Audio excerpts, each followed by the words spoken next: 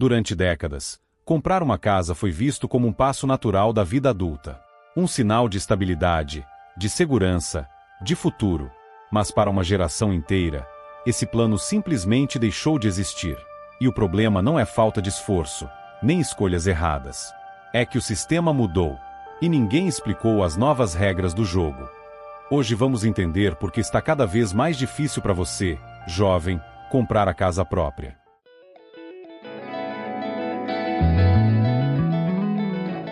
Em um episódio recente do podcast Wealth & Pain, da Business Insider, especialistas revelaram um dado alarmante. Nos Estados Unidos, o preço médio das casas subiu mais de 50% em apenas 5 anos, atingindo um recorde histórico de $435.300. Ao mesmo tempo, os juros hipotecários dobraram, chegando a 7% ao ano. Na prática, isso significa que uma família precisa ganhar $17.500 a mais por ano, apenas para competir no mesmo mercado. E se você pensa que essa crise parece distante e não tem como te afetar, sinto muito informar, mas os sinais já estão aqui. No Brasil, os preços residenciais subiram 6,52% em 2025, acima da inflação. O metro quadrado médio nas capitais chegou a R$ 9.611 em cidades como São Paulo. Esse valor já ultrapassa os R$ 12.000. Hoje, vamos entender por que o sonho da casa própria está se tornando inalcançável, quem realmente se beneficia desse sistema, e por que millennials e a geração Z estão pagando o preço de um modelo que não foi feito para eles.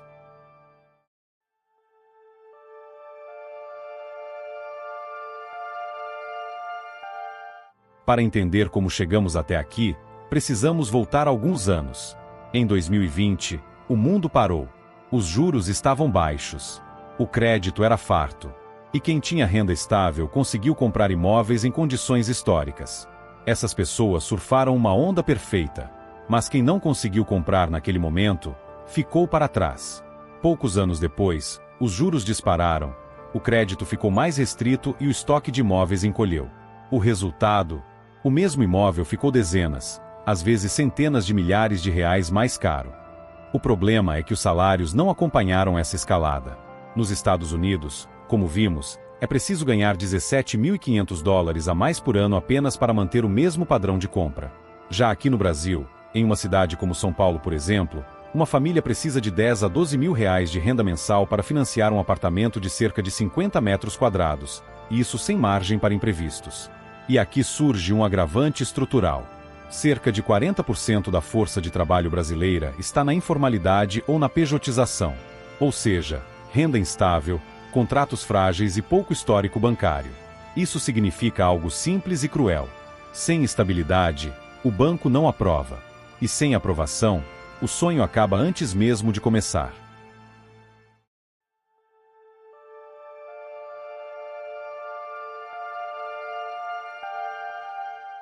Mas se os preços estão tão altos, por que simplesmente não se constrói mais? A resposta passa por um efeito dominó geracional.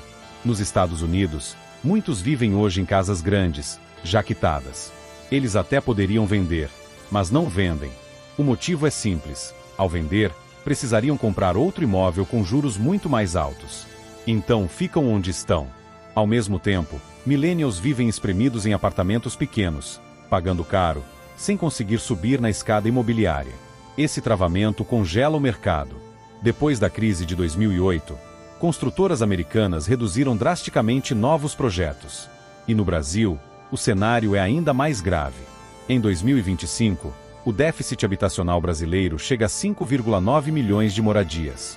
E mais da metade desse número não é falta de teto. É ônus excessivo com aluguel. Ou seja, pessoas têm onde morar, mas pagam tanto em aluguéis, que não conseguem sair do lugar e não sobra dinheiro para sequer cogitar comprar a casa própria.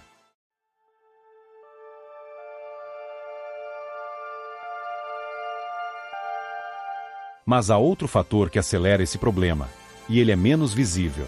Imóveis que antes eram moradia permanente, agora viraram ativos turísticos. No Rio de Janeiro, estudos mostram que cada aumento de 1% nos anfitriões do Airbnb eleva os aluguéis em 0,08%.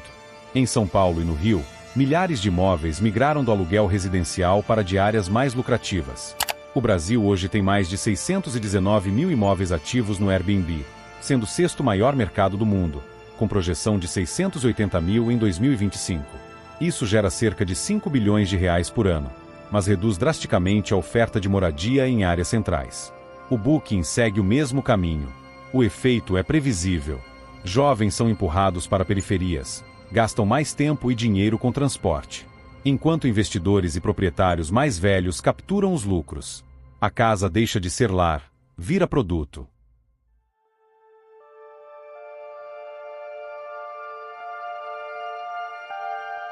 Os vencedores são claros.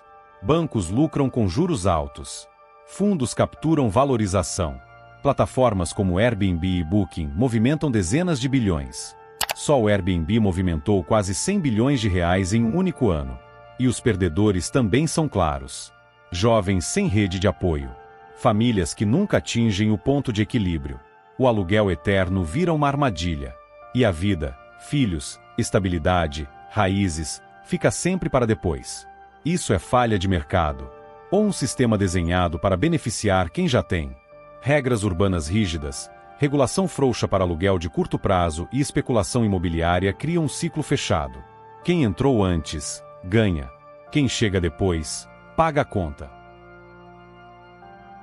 Na sua cidade o aluguel também subiu mais rápido que o seu salário?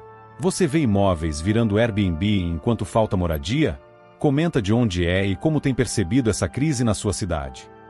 Se gostou do vídeo, deixe o seu like e ativa o sino das notificações. Também compartilha com quem se interessa por histórias reais, atualidades e por entender como tudo isso se conecta. Continue com a gente para sempre saber sobre os temas que estão moldando o presente e o futuro.